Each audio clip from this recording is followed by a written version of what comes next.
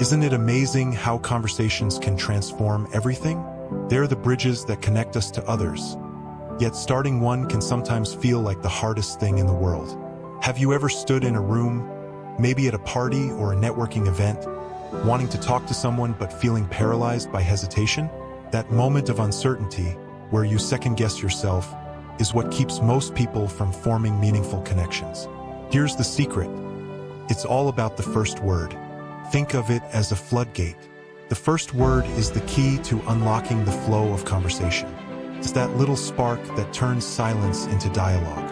And the beauty of it doesn't need to be perfect. It just needs to be said. Imagine this scenario. You're standing at a coffee shop, and you notice someone wearing a t-shirt of your favorite band. You want to compliment them, but your mind freezes, filled with thoughts like, what if they think I'm weird? Or what if they don't respond? Here's the reality. What's the worst that can happen? They ignore you? They're not talking to you now anyway. On the flip side, what if they smile, light up, and share a story about how that band changed their life too? That's the magic of the first word. It doesn't have to be grand or witty. A simple hi, hey, or hello is often all it takes. Combine it with a genuine smile and a little confidence, and you've already made a great first impression. Think of it as bowling. Gather your energy, line up your shot, and let the ball roll. Sure, you might not get a strike every time, but you've started the game, and that's what matters. Here's something to consider. Every person you've ever known, a friend, a colleague, even your closest family members, was once a stranger. The only reason they're part of your life now is that someone took the first step to start a conversation. Maybe it was you, maybe it was them, but it always began with that single word. Starting a conversation doesn't have to feel daunting. It's about breaking the ice and taking a leap, no matter how small it might seem. Once you say that first word, the rest will flow naturally. You'll find that people are often more receptive than you expect, and most are just as eager to connect as you are. So here's my challenge to you. The next time you feel hesitant, take a deep breath, put on your best smile and say, hi. The ripple effect of that small gesture might surprise you. Because with that first word, you're not just opening a floodgate, you're opening the door to endless possibilities. Number second, skip the small talk and ask personal questions. Small talk.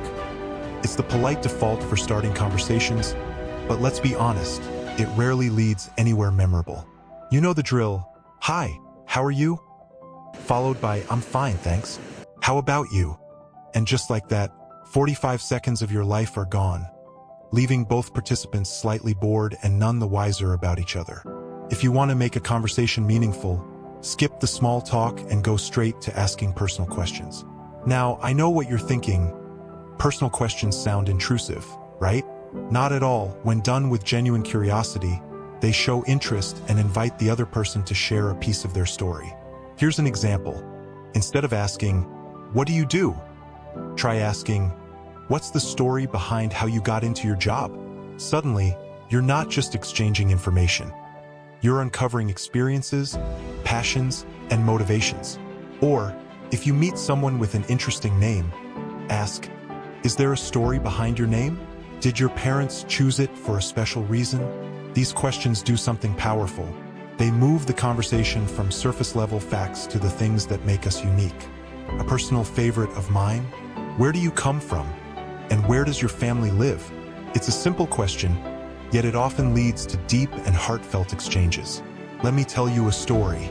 I once asked a cab driver this question, and before I knew it, he was telling me about his hometown in Pakistan, his farm, his family, and his life's journey. By the end of the ride, not only did I learn about his culture and experiences, but he was also enthusiastically pitching his college-educated son as a potential match for me, complete with a passport photo.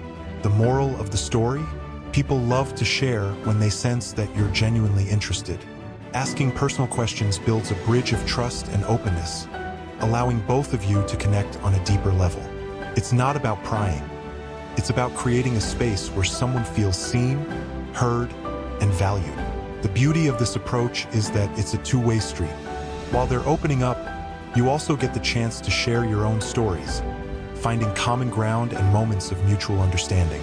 That's how conversations become memorable adventures instead of forgettable exchanges. So the next time you find yourself in a room full of strangers or sitting next to someone new, resist the urge to stick to small talk. Dive straight into meaningful questions that matter. You'll be surprised how quickly the walls come down and how much richer your conversations will become. Number 3, find the Me Too moments. Ever met someone who starts a conversation with something like, "I'm from New York," only for the other person to say, "Ugh, I hate New York"? Nothing kills a conversation faster than negativity. Instead, imagine this: "I'm from New York. Really? I visited once during the holidays. It was magical with all the lights."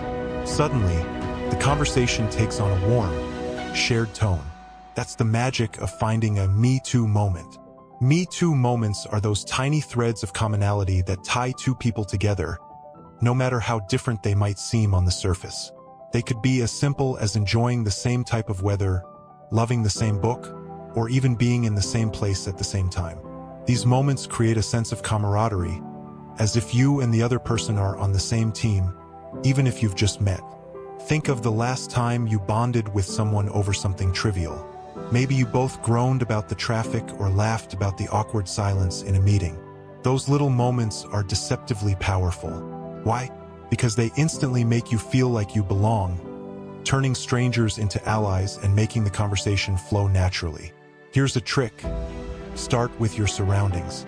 If you're at a concert, you already know the other person likes the band or artist performing. If you're in a class or a meeting, you have a shared reason for being there. Use that as your opening. "Can you believe how amazing this band sounds live?" Or, "What did you think of that last presentation? Pretty wild, right?" These aren't groundbreaking questions, but they act as doorways to a deeper exchange. And if the other person seems reluctant at first, don't worry. Keep exploring until you hit that shared interest. Let me share a story. I once struck up a conversation with a fellow traveler on a flight. At first, the chat was lukewarm, basic pleasantries about the destination. But then I mentioned I loved mystery novels, and their eyes lit up. Turns out, they were a mystery writer. What began as a hesitant exchange turned into a deep dive into our favorite books, authors, and the creative process. The Me Too approach isn't just about finding shared interests. It's also about creating a feeling of connection. People want to feel understood. And when you discover that one thing you have in common, it's like saying, "I get you." That's an incredibly validating experience, especially in today's fast-paced, often isolating world. So, the next time you meet someone new, don't focus on how different they might be from you. Instead, look for the Me Too moments. They're everywhere, hidden in stories, shared experiences, and even casual observations. Finding one isn't just a way to keep the conversation alive. It's a way to make it meaningful. Number 4, give unique and genuine compliments. Think about the last time someone gave you a compliment that made you pause and smile. Not the usual "you look nice" or "good job," but something specific and genuine. Maybe it was, "I love how your laugh fills up the whole room," or "the way you explain things makes them so easy to understand." Compliments like these stick because they're thoughtful and unique. They make people feel seen. Giving compliments is one of the easiest ways to make someone feel valued, but there's an art to it. The first rule: avoid generic phrases. Words like nice, cool, or awesome are so overused they've lost their impact. Imagine meeting someone stunning and saying, "You're beautiful." While it's a kind sentiment, if they've heard it 100 times before, it barely registers. Instead, get specific. "You have this incredible glow about you that makes you light up the room." Now that's a compliment they'll remember. Genuine compliments require observation. Pay attention to the details about someone, how they carry themselves, their tone of voice, or even their choice of words. Notice the small things that others might overlook. For instance, if someone's wearing an intricate piece of jewelry, you could say, "That necklace is stunning. It feels like it has a story." Does it? This not only makes the compliment unique, but also opens the door for further conversation. Let me share a personal example. I once told a friend, "When you smile, it's like your whole face smiles. Your eyes, your cheeks, Even your eyebrows join in. She laughed and later told me that it was one of the most memorable compliments she'd ever received. Why? Because it was specific to her. It wasn't something she could have heard from anyone else. The second rule of giving compliments: be authentic. People can sense when you're being insincere, and it does more harm than good. A forced or exaggerated compliment can feel manipulative, but when your words come from a place of genuine appreciation, they resonate. Even if the compliment is about something small, like how someone's handwriting is elegant, if it's honest, it carries weight. Compliments aren't just about making others feel good. They're conversation starters. When you tell someone, "You have such a confident way of speaking," you're not just flattering them. You're inviting them to share more about themselves. Maybe they'll talk about how they overcame their fear of public speaking or how they practiced for years. From there, the conversation flows naturally. Lastly, remember that everyone loves feeling special. Whether it's a stranger you just met or a friend you've known for years, a well-thought-out compliment can brighten their day and deepen your connection. So, the next time you meet someone, look for something unique about them. Compliment it genuinely, and watch how quickly barriers fall away and conversations flourish. Number 5, ask for their opinion. Everyone has opinions. Whether it's about the latest blockbuster, the best pizza topping, or life's big questions, people love sharing what they think. And here's the secret. Asking someone's opinion is one of the quickest ways to make them feel valued and engaged in a conversation. Why does this work so well? It's simple. When you ask for someone's opinion, you're telling them, "What you think matters to me." That's a powerful message. Most of us go through our day without anyone asking for our input, so when someone does, it feels refreshing and validating. But here's the catch. Not all questions are created equal. If your question is overly complex or intimidating, it can backfire. For example, imagine asking someone you just met, "What's your stance on the global economy's impact on small businesses?" Unless you're in a room full of economists, that question might make them feel cornered. Instead, keep it simple and relatable. Ask questions like, "What's your go-to comfort food?" Or, "Have you watched any good shows recently?"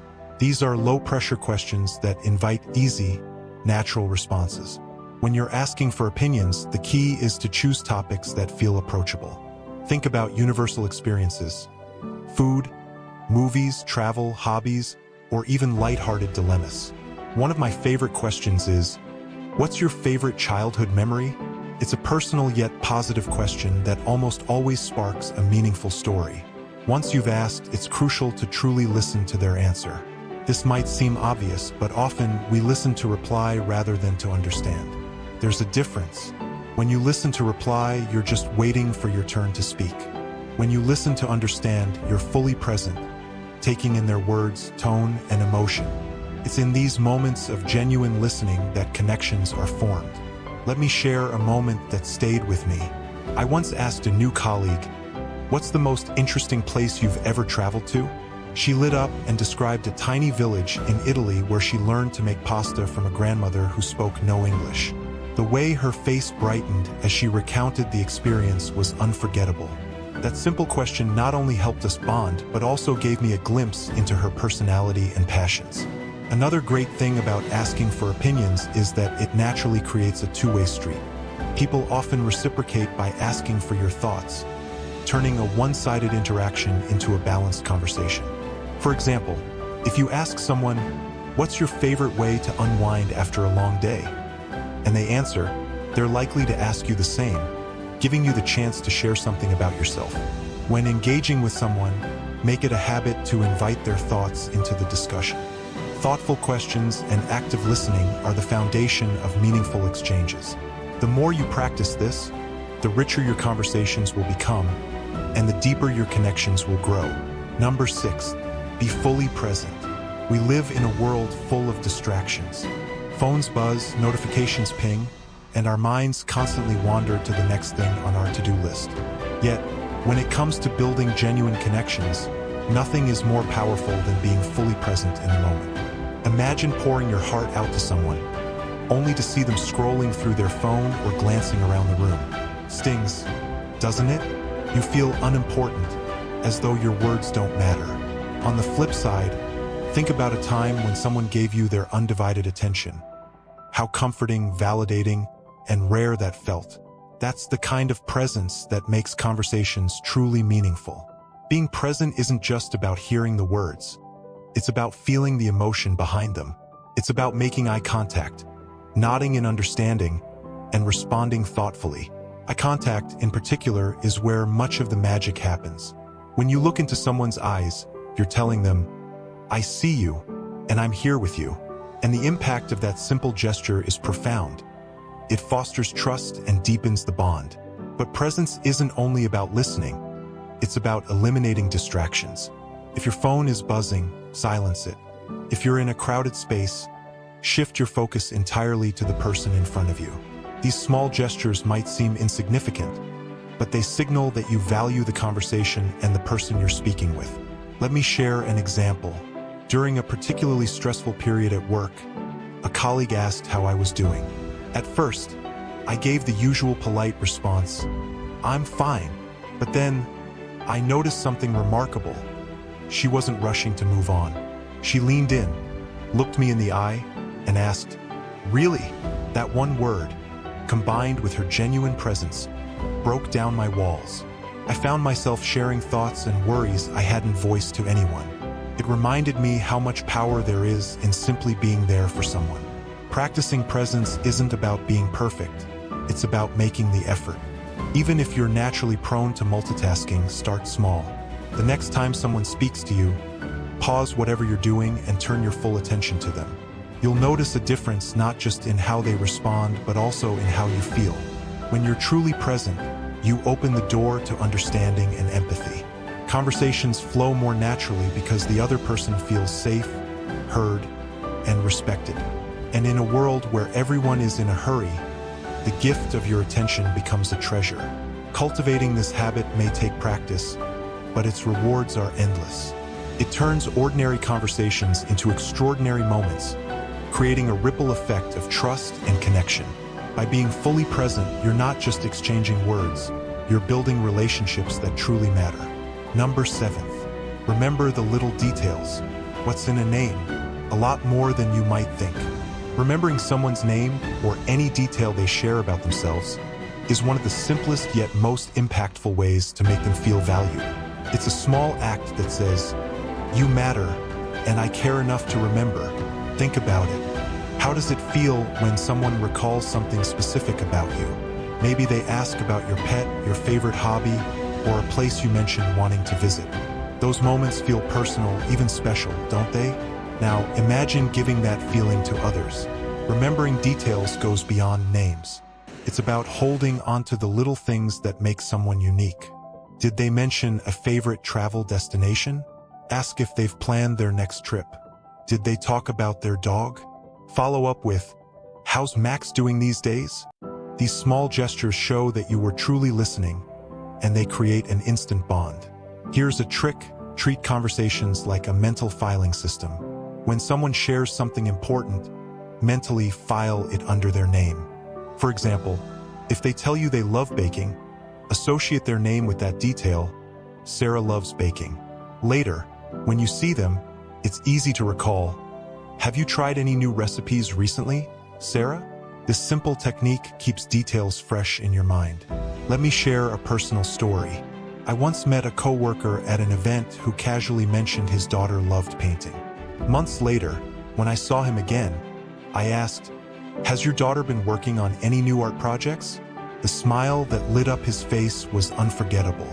He was thrilled to talk about her creative journey and even shared pictures. That brief memory turned a polite interaction into a meaningful connection. But there's more to it than just remembering. You need to use those details in a way that feels natural. When you bring up something someone has shared, do it with genuine curiosity. Avoid turning it into a checklist of facts. Instead, let the details naturally enhance the flow of conversation. Details also build trust. When someone knows you've remembered what matters to them, they're more likely to open up. This deepens the conversation and creates a space where both people feel valued. It's the kind of connection that stays with you long after the conversation ends. Of course, no one expects you to remember everything. Focus on what feels most significant and meaningful. Even remembering just one small thing about someone can make a world of difference. In the end, it's not about perfect recall, it's about showing that you care. By paying attention to the little details and weaving them into your interactions, you transform casual conversations into lasting connections. And in a world where so much feels fleeting, that's a gift worth giving. The lessons we've explored together, whether it's skipping the small talk, finding shared moments, or giving a compliment that truly matters, are tools to help you build those bridges. But tools only work if you use them. I believe in you. You have everything it takes to create these connections and transform your conversations. And if you've felt inspired by these ideas, there's so much more waiting for you. This is just the beginning of a journey toward deeper, more meaningful communication.